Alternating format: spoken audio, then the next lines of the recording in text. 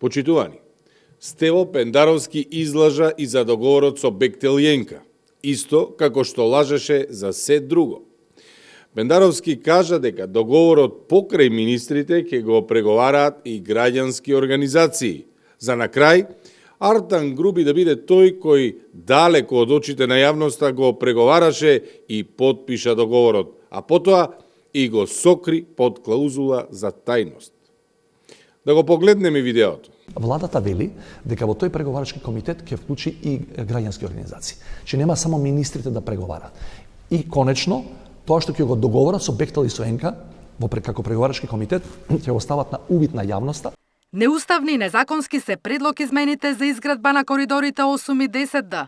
Со брзото носење на законите без увид во договорот, без анализа и дебата од коморите, синдикатот, пратениците и власта, се отвара сомнез за корупција. Ако пратениците изгласаат закон со кој работната недела ќе се зголеми на 60 часа, председателот Пендаровски нема да го потпише указот. Не затоа што веќе постои одлуката, право да се нарекува рес јудиката.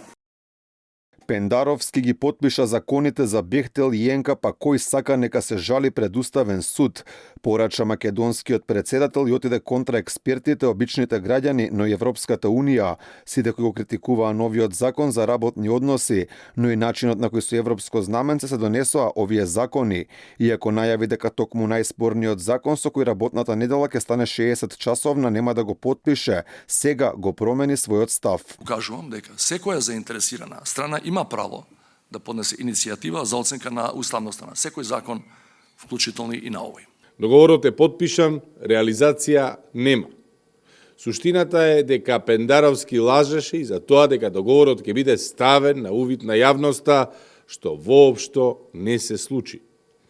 Пендаровски се закани дека ако во собранието се изгласаат законските измени за 60 часовна работна недела за работниците на коридорите, тој нема да го потпише указот. За на крај, не само што го потпиша, туку и дрско упати порака до сите да се жалат на Уставен суд.